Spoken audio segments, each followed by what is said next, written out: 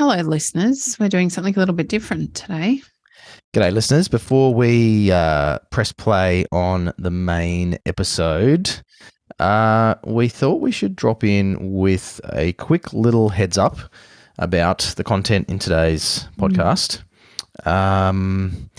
I probably didn't expect it to be quite so heavy, and yet I probably should have based on the content. So we have just come right out a mum sharing the story of losing her 18-year-old boy to some tragic circumstances that she does talk about in the interview. It's all within context, and it's a very important episode, and we do hope that you do listen to it because it's an incredibly important message in there about safety and all sorts of stuff that you'll hear. But we just wanted to let you know, I know it affected Coxie and I quite a lot when we recorded this interview. So Coxie rightly suggested that we give you a quick heads up before you get into the main episode and go, holy crap, wasn't expecting that. Thanks for the warning, guys. Yeah, I think if you typically listen to us with kids in the car or something similar, I don't believe this is an episode for kids to be listening to, particularly not young ones. It is very raw, and I think it's important that this story is told the way it's told. It is raw. It does make you stop and think in a way I certainly haven't experienced before. So I do encourage you to please make some time to listen to this episode. Just be mindful of little ears and maybe some of the reactions you could potentially have yourself. So I wouldn't be listening to it on site with all the fellas either. No, maybe get the guest to come out and talk to your fellas on site instead. That's a damn fine idea. Anyway, enjoy the episode. It's a potentially heavy one, but it's very, very important, and we hope that you take something out of this just as we did. Righto, listeners, here we are. Now, we're making an exception today, Coxie. Yeah. We are not telling a joke, although we are smiling for those of you watching us on the YouTube channel. For those of you who don't know that we have a YouTube channel that listen to the podcast, you can also watch us on YouTube. So you can go down mindless rabbit holes after you've seen our video and have YouTube tell you to watch some, a rhinoceros eating sugarcane whilst driving on a bus, because really that seems to be the weird stuff that gets served up by the algorithm. Now, the reason we don't have a joke, Coxie, is because I guess in some respects today's episode is very serious and we want to get straight into chatting with our guest. I know you're busting to introduce our guest today after our conversation with her off air about our different, am I allowed to say ethnic backgrounds? Is that... Yes, of course you can. Why not? 2023, I don't know. No, I don't know what I'm allowed to say. We do have an ethnic background, so really... You can't change that. No, I know. Totally true. So, Patrizia, welcome to the show. Welcome to Tradies in Business. Great to have you here today. Thank you for having me. Pleasure. We are just going to let you introduce yourself so our listeners know who they're listening to and why they really should tune in for the next 45 minutes or so, or however long we manage to keep Coxie in one piece. Yes. So tell us a bit about who you are and how you came to be talking to us today. My name's Patrizia Cassaniti, and I'm an international keynote speaker and safety advocate. And this title has only come after my 18-year-old passed away tragically on a job site about 4 years ago, in 1st of April 2019. And he was tragically crushed by a scaffold that collapsed in Macquarie Park. And since that day, my whole life has turned around. I used to be a coffee maker, so I used to have my own coffee van, and was actually working on that site where he passed away as well. Oh, no. So, but luckily I wasn't there that day. I'd actually taken the day off that day because Christopher had just celebrated his 18th birthday. And I was cleaning up, so I thought, you can go on your own today, because he'd just bought himself a brand new car, a Hilux, his first car for his birthday. Cool. And so Saturday I had all these people over, and the Monday I decided to stay home, and he went to work and never came home. I don't have the right words, I don't think. And listeners will know that I have a 19-year-old apprentice carpenter and who is one of 5 children, and I can't even begin to imagine the pain of what you have been through. And I even struggle to understand how you take that pain and turn it into such a positive message that you now have that has the opportunity to prevent this from happening for other people. That's such an incredible journey that you've been on. Yeah, I just find if I don't do what I do, I'm actually worse. Christopher was such a giving person. He was kind-hearted, and I couldn't think of anything, better to do to be able to make sure that his death was not in vain. That is my biggest thing and why I do what I do. Because if I can save a life in his honor, then I'm happy. I've done something for him, and that, he'll always be remembered in the name of safety. I do really find that very inspirational. I'm trying very hard to keep this together. I'm sorry. I do. I have a 20-year-old who's an apprentice carpenter as well. Every day that he goes out on the field, I worry about him, and he doesn't realize how much anxiety I get. And if he doesn't answer his phone, I'm like, where is he? I'm sending the search party out. Of course. Understandably. Horrible. Patricia, tell us about Christopher. Sorry, Laurie. Yeah. Tell us about Christopher. So Christopher, as I said before, was a kind-hearted, beautiful, beautiful kid. One of those kids that every mum wishes for. Never needed to be told what to do, when it came to chores and stuff. He, even on a Sunday after working a long week, hard work, he'd still get up in the morning, mow the grass, wash the cars without being told to do it. You know what I mean? We're always struggling with these kids, screaming at them, can you please go outside and cut the grass or do something?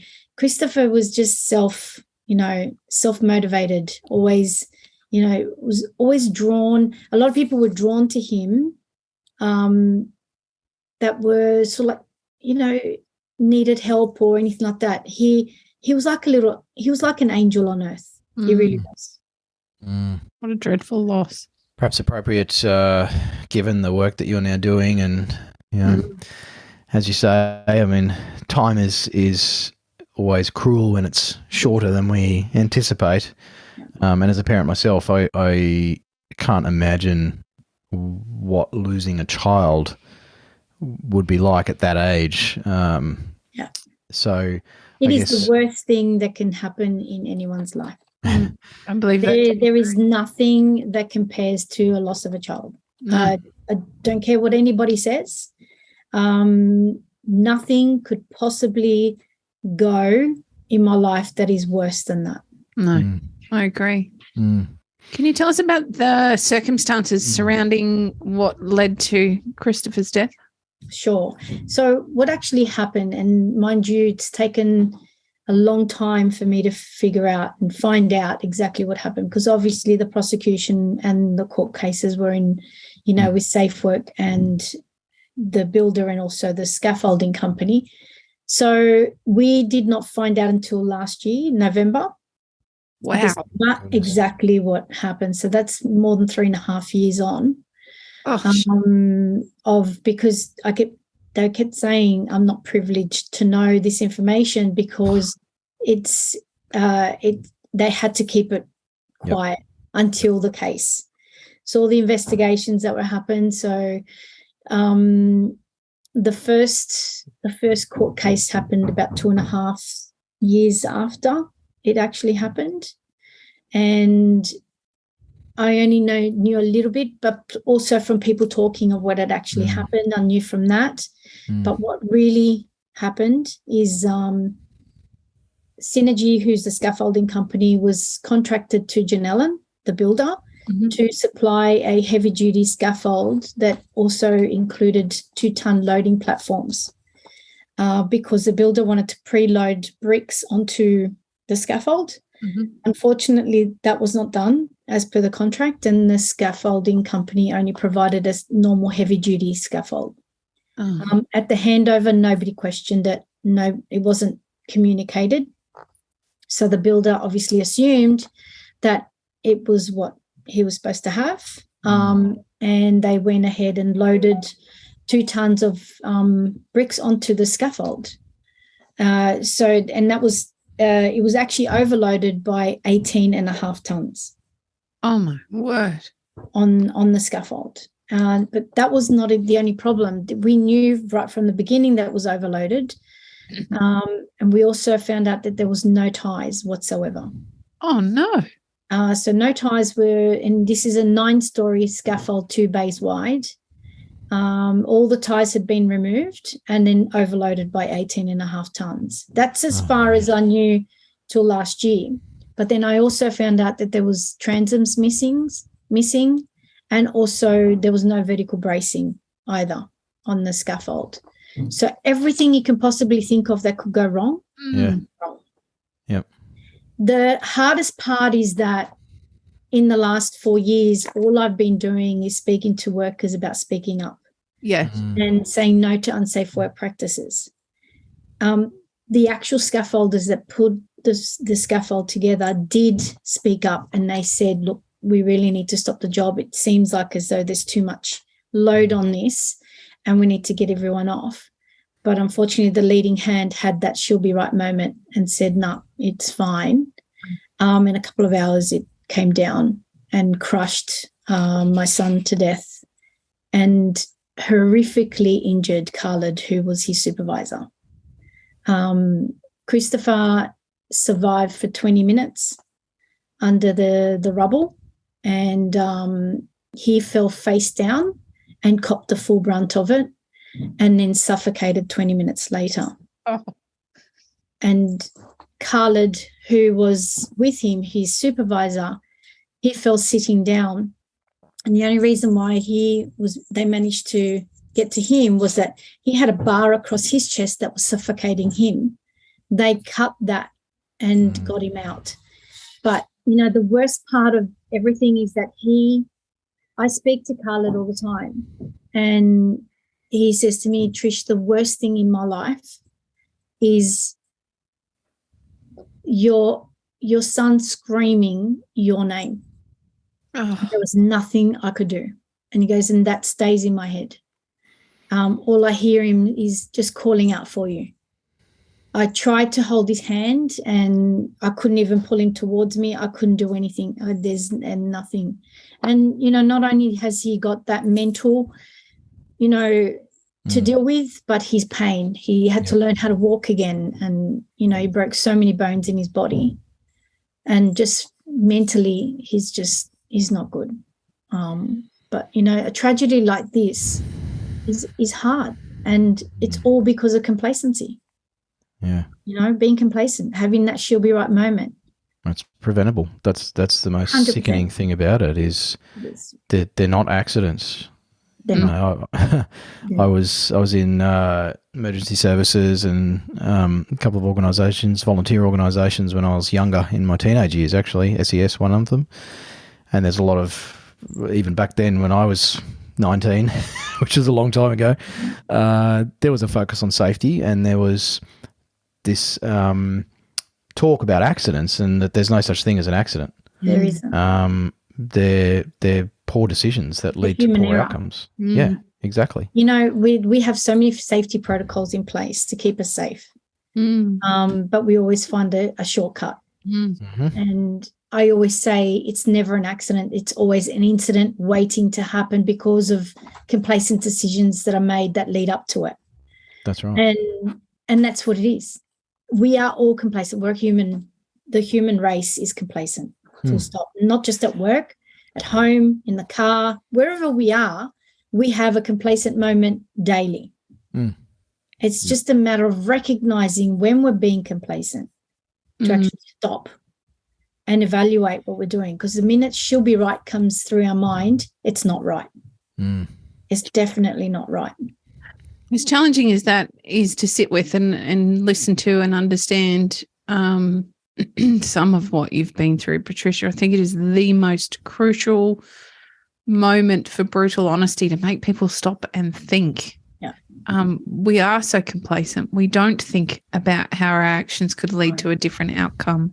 We are so, I don't know, busy being human. Bravado, yes, and very much human, that we don't think about the possible outcomes. And I think it's important that we sit with the rawness of what you've just explained and understand. And I would encourage every listener to put themselves in your shoes just for a moment and try and understand what that must feel like for you to learn that information. Yes. And what can they then do every day to ensure safety for not only themselves but others, because this isn't necessarily about our own personal safety. This is about what being complacent can mean for others, other families, other people, the rest, everyone around you. That's right. You know, for me, my safety presentations that I do on sites with toolbox talks, pre-starts, wherever it is, and I travel all around Australia. I've been international to do these.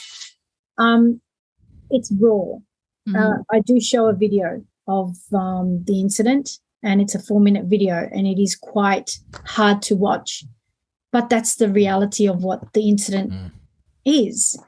And so I take workers on a journey with me from the moment that I got that phone call of, you know, letting me know that something's happened, and I've gone to the site.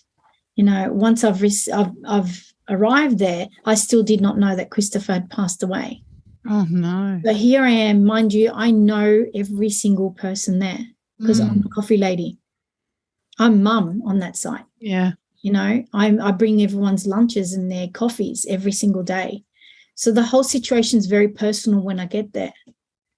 And then they take me obviously into the first aid room to let me know that my son's passed away. And I'm still today have not accepted and will never accept what happened because it was totally avoidable. 100%. And making workers understand that we all have a reason why we go to work. Yeah. And that reason is to build a better life for ourselves and to make sure that we get home safe to our families. We go there to have, you know, to make money, bring it home and live our lives. But why are we risking our lives just to get that job done? What for? What's the point? Just stay home. You know, we have those reasons, and we need to I hope that when I do my talks that, you know, not only am I speaking as a safety professional, but as a mum. It's to say, why are you doing that? Think about your life. Think about the lives you leave behind, or even if you get injured for that matter, it's the same thing. You know, injuries are just as bad. Yep. Just as bad because you take that home with you. Patricia, did the learning about what happened with your son, understanding all of the true details about how that came about, and then going through the court case, etc., did they bring you any kind of comfort?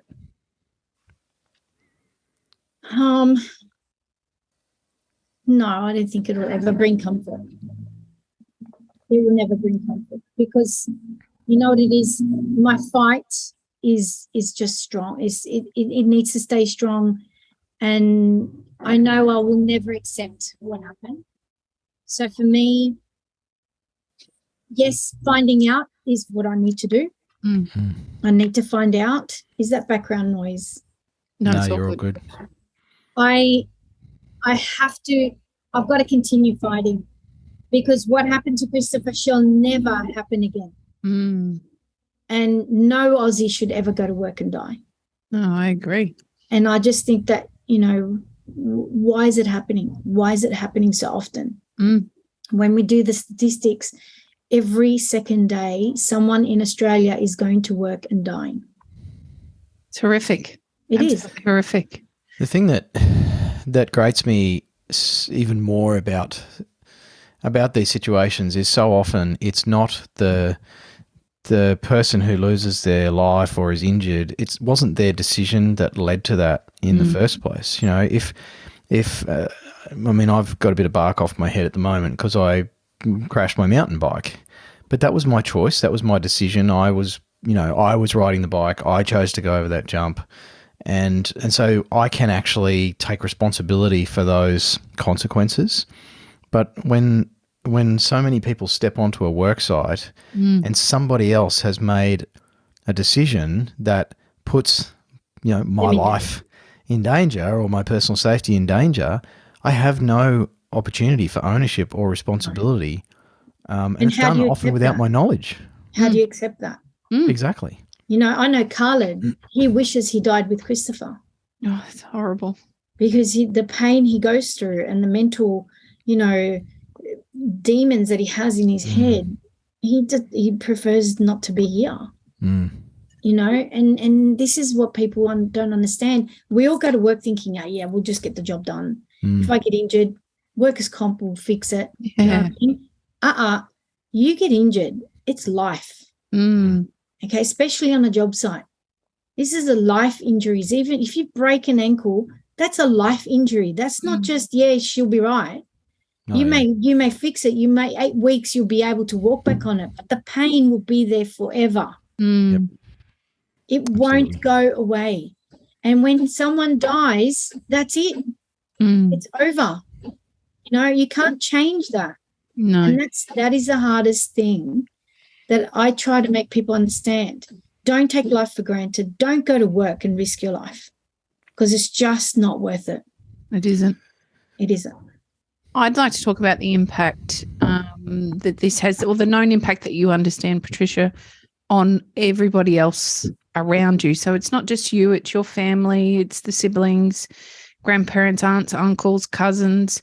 And then when you bring it back to that job site and you think about all the people that were there on the day and the emergency services and then the people responsible for what's happened and the far-reaching impact of what happened on that day, I wonder if you can give us a bit of a sense of your understanding of what that has meant for all of those people. Yes, well, it is huge. It is actually unmeasurable.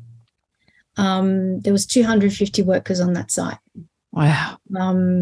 2 bricklayers were actually on the scaffold when it collapsed from underneath them. Oh, goodness. So they'd just come off a lunch and they were standing on the scaffold and realised that the scaffold moved away from the building, and that's when they jumped and actually jumped onto the ledge of this balcony.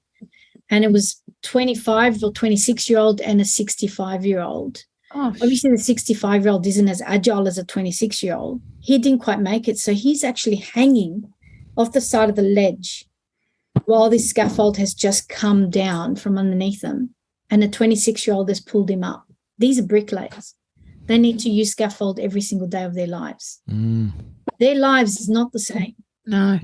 Many, many workers actually quit their job that day, not to ever return. Yep. Being mum on that site made it so much harder for every single worker to actually get over what actually happened. Absolutely. Everybody loved Christopher. I'd have other trades come to me and always say, Trish, if Christopher ever wants to change his job and become a plumber or an electrician, please let me know. I'll take him on. This is the type of kid Christopher was. Yeah. So not only has he affected my husband and my kids, but his whole family, every friend that he had, and beyond that, because when I speak to people and they recognize me, they'll say, "You're Christopher's mum." And they always say, "I still remember what I was doing when it hit the news. I remember what I was doing." Who says that? Christopher was an 18-year-old. He died like a celebrity. You only know when a celebrity dies and it remembers and it sticks to your mind. Christopher had that same effect to every single person I speak to. And not only, in New South Wales, everywhere. Everybody knows when I say Christopher, they know who I am and who Christopher is. So the impact has been huge, and this is why I do what I do. I hope that his name will always be remembered in the name of safety, and that everybody stops and thinks about their own lives. And we talk about the culture. So I'm a builder's wife, and I've seen safety's been a battle for a long time, and through complacency. And I've had many incidents that don't bear mentioning after what Christopher went through. And they came about through almost an arrogance from some people that came on site around not only their own safety, but the safety of others. And then the other thing I really saw was this culture of people being put down, bullied, spoken illy of because they dared to put their hand up and say something was wrong. I think there's still a real cultural shift that needs to happen around safety in the construction industry. I think in all levels, and I see it particularly on commercial sites. There seems to be a real culture shift needed in that space. Yes. I'd like to understand if I don't believe that I am, but is that something that you're seeing really frequently as well? Something that you hear in the feedback that you get? I see it on my own site. Yeah. I see it in my own home. I'm doing renovations at the moment. And there is tradies that come here and they'll do something and I'll be like, oh, what are you doing? It's like, well, how else am I going to do this? Like, what do you mean? Because there has got to be a safer way of doing this. You know, you've got to realize that you're actually risking your life in what you're about to do. And it's not going to happen on my house. No. Yeah. It's, you know, and the thing is well, how else am I going to do it? Yeah. It's no regard on their own safety. No. That's not an excuse. No. There is always a way. There's always a way of being safer. And, you know, unfortunately, everybody's too scared to put their hand up and say, stop. Don't do that. That's wrong. Because they fear they're going to get their heads knocked in by someone, or they're going to get victimized, bullied, or worse, lose their jobs. And there's many people out there that can't lose their jobs. Yeah. And so they think, well, I'm not going to say anything.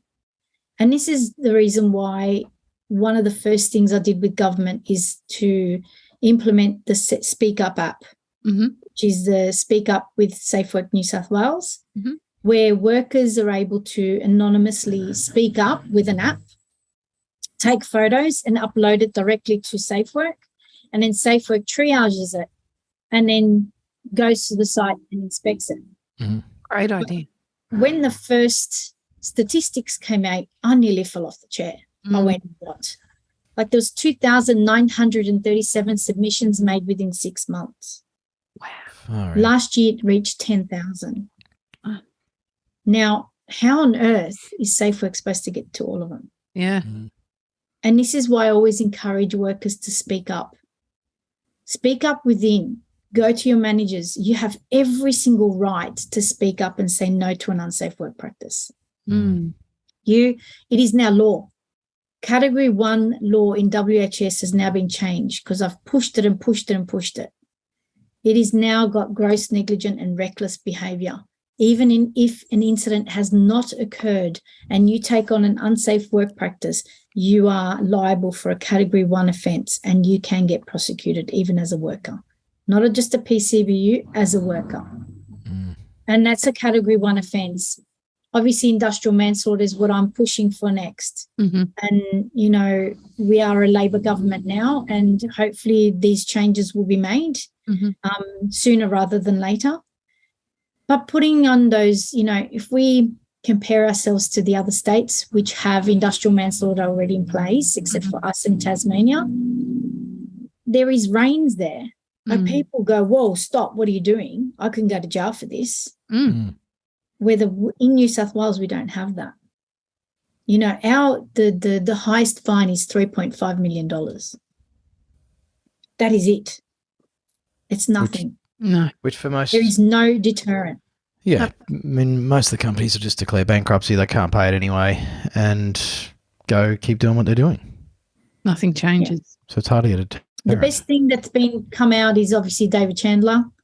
We have our building commissioner now that goes out there and oversees these issues. You know, the ICE certification of builders to make sure that they are certified. And, you know, there's a lot of changes that are coming. And I'm glad these changes are being made. It's taking a long time, but slowly but surely we need these massive changes and give workers the courage to say no. Yeah, it seems because they have every right. They do. It seems we literally interviewed somebody recently around HR stuff and some of the federal laws that are being brought into place around, pay equality and these sorts of things. And then I hear stories like yours and Christopher's and am reminded of the insane practices that are happening on not just construction work sites, it's happening in factories and retail. It's all work sites. And it just seems to be left for the states to deal with as per normal. And even then it's sort of, it's like the poor cousin to all of the big headline vote grabbing issues. Have you struggled with getting an audience, Patricia? Like, have you found it challenging to get politicians and lawmakers to take this stuff seriously? Look, they know I'm here. They know I bet they do.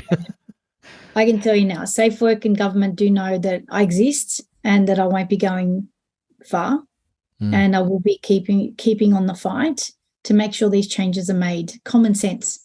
I just want common sense. Unfortunately, there is no common sense in our law. No one is culpable for when someone dies. So in Christopher's case, no one goes to jail, even though it was proven on who actually made that decision. They don't pay for it. It goes to the company. The company just pays the fine. And in most cases, the insurance company pays for that fine, which is another change that I made, is that no insurance shall ever pay any WHS penalties. So that's been taken off. So it is a personal liability. Is that the case in the other states, Patricia? No. It's in New South Wales. A lot of the other states are looking into it because obviously a lot of insurance companies prick their ears and went, well, we want that too. You know what I mean? Sure. Why should we pay for somebody's negligence? That's right. It doesn't happen in a car. No. You're behind the wheel and you kill someone, it's manslaughter. That's right. Regardless if you're drunk or not. Yep. You killed someone. It is instant manslaughter. And you'll pay for it. Whether at work you kill a worker in New South Wales, nothing. There's nothing. The total fines on Christopher's case totaled to $2.9 million. $900,000 for the builder, $2 million for the Synergy, the scaffolding company, which goes directly to Safe Work New South Wales. And then I then have to do a civil case where I have to prove my pain and suffering. How ridiculous. Any compensation whatsoever. It's like we're in the bloody medieval times where, the landlords and the wealthy just owned everybody and lives weren't worth any more than the work they could do. It's crazy. It is. I wanted government to listen to. I said, I don't want to change these laws because I want people to go to jail. I want these laws to be put in as a deterrent for people to stop doing the wrong thing. When people have listened to my talk, it kind of shifts them because I do bring that reality of what a tragedy looks like. Yeah. And it shifts them to make them think as to, why am I doing that? Why am I risking my life to get this job done? And because I take them on this journey, they think about their own mum. They think about their own wife or husband or children at home. And that's what I want them to go home with. After I've finished with them, usually I speak for about an hour to an hour and 10. After I finish, no one moves. No one gets off their chairs. It's just like everything is just quiet for the whole duration. That people are sort of like gobsmacked to think that a simple decision can be so detrimental. We are all responsible for safety. Patricia, has anybody from either of the companies, the builder or the scaffolding company, ever reached out to you? At the beginning, yes. They both came to my house and, gave out their condolences. But it was hard. It was, I don't know. It is hard, especially for Synergy, because I knew every single one of them. Mm. You know what I mean? And I still feel for them. As much as I'm angry, I'm frustrated, I still cry for them. Of course. Because they have to live with this. You know, these are normal human beings. I'm not seeing them as a company. These are human beings that go to bed at night and say, what if I should have, I could have? And, you know, have to live with Christopher's death because of a simple decision that could have stopped it from happening. And I don't want other workers to have to go through this. You know, no one should ever walk past an unsafe situation and say it's not my job. Absolutely. I couldn't agree with you more, and yet it still happens. I don't understand. But as a parent, I think mum or dad, any parent, you look at these situations, you think about your children, or you think about the impact on your children. If it was you, sometimes that can change your thinking. And yet I still see that complacency, which is so frustrating. I'm really hoping that the rawness of your story stops people in their tracks and, you know, they take the time to think. Yeah. I guess for me then, as a mum, I'm sitting here thinking, I don't know how on earth you made the transition through grief to speak so openly about the journey that you've been on and to help create this awareness and make the changes that you are contributing to making. Can you share with us how that journey has evolved for you, and at what point did you make the decision that you were even able to do this? I never put my hand up for it. It just happened. My first speaking engagement was May 1st, which was exactly a month after Christopher died. Wow. And that was at May Day March with the unions.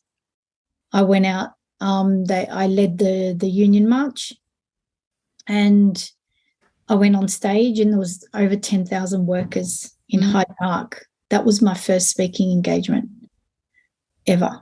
Wow. You know, and I never really put my hand up for it. I think it's my anger drives what I do. I'm so angry at what happened. And I know I'm never, ever going to get over this. And so I have to turn it into something positive because it will eat me up alive. And I do have two beautiful boys that I have to look after as well. And I have my husband. You know, I live for them. I live for them. And if I can't make those changes, knowing that even my son is a tradie, and protect him in his life. Yeah. So people can understand that we're all precious. Every single one of us is precious, and we should be going to work to earn that money so we can have that life we all want. Not that we're risking it just to get it. And we can go home to our families, because when you don't go home, everything changes. How is your family? How are your boys? How's your husband? How is everyone coping? It's a struggle. Yeah. It's a struggle. This is the reason why I'm renovating the house. It's very hard to be at home. Yeah. I've rearranged the whole house, Mm-hmm. like completely gutted the whole house, changed the entry, extended to put our living area in a totally different area, because since Christopher died, it's now been 4 years, we have still not eaten on our dinner table because it's just too hard. And so I've made that extension. I've put our living area there to hopefully bring a new beginning and new life into this home, which, you know, people say, why don't you sell? So no, because I don't. Christopher was still here, still part of, you know, this house, but it's just being here, things still in their places of where they are. It's just too hard to wait. And we still have to go through our civil case. So we haven't even touched the sides yet of our mental health. And I worry about that. I worry about my kids having to have to go through the court cases and being prodded and, you know, having to have to prove their pain and suffering. It's ridiculous. To get any compensation. I feel outraged for you. I actually feel incredibly angry for you. But this is the reason why I'm on this mission. because I know there will never be any justice for my son through the judicial system. No. And the only justice I can get is through my work of what I do. Patricia, you've talked a bit about government, and obviously, you know, that has to be a huge part of driving change with legislation and punitive measures. Has there been any other positive response from industry or other industry groups that have sort of gotten behind this and trying to drive change with you? Yes. Well, sometimes some of the bigger companies have got me out to do toolbox talks and doing a safety presentation, not knowing exactly what they're going to get. It blows them away in the sense that, you know, you got project managers and safety managers standing there and looking out to 150, 200 workers sitting there in total silence, listening to every single word I say, that they've never seen that before. Mm. And so they're kind of taken back when I finish and go, oh, my God, that was the most powerful thing that I've ever seen. Mm. But what keeps me going is the response I get from the workers after they leave the room. Is they personally text me to say, I've never experienced anything like that. And I've now changed the way I do things in my life, because I've just realized my own complacency in what I do in my life that could lead to such tragedies. And I could not think of anything worse in leaving behind my family for a job. You know? Yeah, it's almost sometimes it's harder to drive change from the top down with legislators and everything. And in fact, if we get the people on board, then there's no choice for governments. They have to. Everyone has to just say no. Just say no. Simple. That's right. You can't, without the worker, and I say this to the workers all the time, there is a lot of importance in different tiers in your workplace, okay? You've got your managers, you've got your safety managers, you've got your workers, you've got other people in the site. Who are the most important people in that site? It's the workers. Without the workers, the work does not get done. Simple. And I tell them, doesn't matter what you do. If you don't get the job done today, it will still be here tomorrow. It'll still be here next week and next year. And if you die, the job will still get done. You are replaceable. But guess what? You're not replaceable to your family. No. When you're gone, you're gone. And this is what I try to make people understand, that it's just not worth it. Really isn't. It's not worth the pain, even for companies. Be proactive. You know, if you own a company, if you own a business, be proactive when it comes to safety. Don't just say, oh, I've got safety protocols in place. Act upon it. Because I can tell you now, being proactive is way cheaper than being reactive. Yeah. Reactive can cost you your whole business and cost you your own mental health. No one would want to be in a position where they've had a death on their own watch. No. Because it stays with you forever. Absolutely. And I always say this to the workers, the reason why I show a video and the reason why I don't sugarcoat my presentation is because that's the closest that I can get the worker to be in front of a tragedy and what a tragedy actually looks like. Yeah. Because unless they've been there, safety will never be in the forefront of their mind. That's That's right. just fact. And that is why it is hard to watch, but it is real. Absolutely. Patricia, I feel like you have a lot of fight in you, so this is going to go for a long time. Apart from the civil case, obviously, what else is in the future for you and your foundation, and what sort of goals, I guess, do you have? Well, the Touched by Christopher Foundation. So let's talk about safety is what I do with my safety presentations. And then Touched by Christopher is the charity. So I raise money to help families who have lost a loved one in the workplace in New South Wales. My goals obviously is to go national, to cover all deaths in Australia. But unfortunately, we have so many deaths that, it will be very hard to be able to facilitate that. So it's now condensed in New South Wales. And what we do is when someone dies at work, we try to contact the family or get the family to contact us, which is a little bit hard at the moment because obviously privacy laws, I can't go to Safe Work and say, I need the name of who died. So it's a matter of awareness, getting that awareness on Touched by Christopher that we are here. We provide 3 months worth of groceries to the family based on however many people are in the household. And it's worked out at $20 per person per day for 92 days. So if there's 4 people, it's, $80 per day for 92 days. Plus we pay $1,500 towards any bills that they may have outstanding, like water bills, gas, whatever it is. And my short-term goal is to reach my next goal of having raising funds so that I can also add 3 months worth of mortgage or rent on top of that as well. Because the majority of the time when someone dies, it's actually the breadwinner. Yeah. And bills don't stop. No. They just keep coming. And Touched by Christopher is there to just help families with that everyday burden so that they can grieve. Because compensation does not come straight away either. No. Such a time-consuming process if it happens at all. Yeah. And it's sad. It is so, so sad. People can lose their homes because the income is stopped.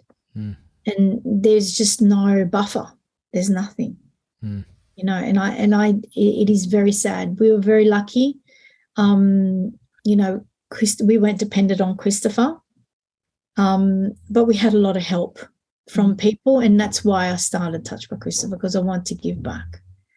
I do have a charity barbecue on the 21st of May at Macquarie Park, which I'm hoping for people to either come sponsor it and be part of it.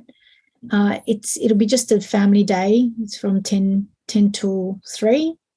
And it'll be on the 21st of May this year.